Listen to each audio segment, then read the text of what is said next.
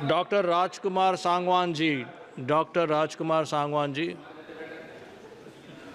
धन्यवाद अध्यक्ष महोदय, आपने मुझे भारतीय वायुयान विधेयक पर बोलने का अवसर प्रदान किया। मैं इस सदन के समक्ष भारतीय वायुयान विधेयक 2024 का समर्थन करने के लिए खड़ा हुआ हूँ। यह विधेयक हमारे एविएशन सेक्टर के लिए एक मील का पत्थर साबित होगा। महोदय, हवाई परिवहन किसी भी देश के न्याय विकास के लिए महत्वपूर्ण और बुनियादी ढांचे में से एक है।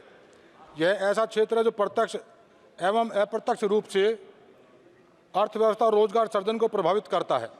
अध्यक्ष महोदय, इस क्षेत्र की सफलता मुख्यतः यात्रियों को प्रदान की जाने वाली सुविधाओं तथा यात्रा की सुरक्षा जैसे कारकों पर निर्भर करती है।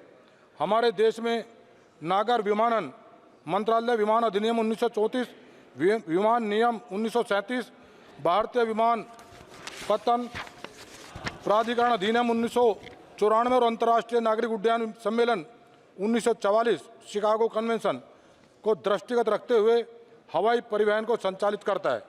समय, तकनीकी परिवर्तन तथा आवश्यकताओं के अनुरूप यात्रियों की सुरक्षा तथा सुविधा के लिए कानून को अपडेट किया जाना अति आवश्यक है। नागर विमानन मंत्रालय द्वारा प्रस्तुत बिल भारतीय वायुयान विधेयक 2024 समय की मांग के अनुरूप है। यह बिल 1934 के अधिनियम की अस्पष्टता को दूर करता है, यात्रियों की सुरक्षा व सुविधाओं को अंतर्राष्ट्रीय मापदंडों के अनुरूप आवश्यकताओं को पूरा करता है। वर्तमान समय में नागर विमानन क्षेत्र में व्यवसाय करने के लिए प्रतियोगियों के लिए सरल स्पष्ट प्रावधान प्रदान करता है। इस बिल में यात्रा में लगने वाले अतिरिक्त समय की समस्या के समाधान पर ध्यान दिया गया है। महोदय, भारतीय वायुयान विधेयक 2024 न केवल वर्तमान समय की जरूरतों को पूरा करता है, मेक इन इंडिया, यह विधेयक हमारी सरकार को मेक इन इंडिया और आत्मनिर्भर भारत पहल का समर्थन करता है। विमानन क्षेत्र में विनिर्माण को प्रोत्साहित करने के लिए सक्षम प्रदान करता है। महोदय, अभी थोड़ी देर पहले सदन में राजीव प्रताप रूडी जी, जिनको विधानसभा, लोकसभा और हवाई जहाज उड़ाने के साथ साथ नागरिक उड्डयन विभाग को चलाने का भी अनुभव था, जब वो अपनी बात रख रहे थे तो उनकी बात सुनते सुनते काफ़ी सदन में जो उनके अनुभव थे वो हम उनको सुन रहे थे, अच्छा लग रहा था। और अपनी बात रखते रखते उन्होंने अपनी एक मांग भी दोहरा दी कि पटना में एक नया एयरपोर्ट बनना चाहिए। मेरा लोकसभा क्षेत्र बागपत, जो मेरठ का हिस्सा है, एक विधानसभा मेरी मेरठ की भी है।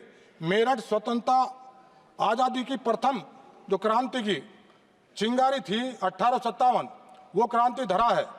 महाभारतकालीन हस्तिनापुर ऐसा महत्वपूर्ण स्थान मेरठ में है। खेल उद्योग में अंतर्राष्ट्रीय केंद्र मेरठ है। जो क्रिकेट, अंतर्राष्ट्रीय क्रिकेट में जो बड़े बड़े खिलाड़ी जो क्रिकेट खेलते हैं, मेरठ से बना बैट लेकर वो क्रीज पर उतरते हैं। हमारे यहाँ एक हवाई पट्टी है। हवाई पट्टी तो है लेकिन हवाई जहाज नहीं है।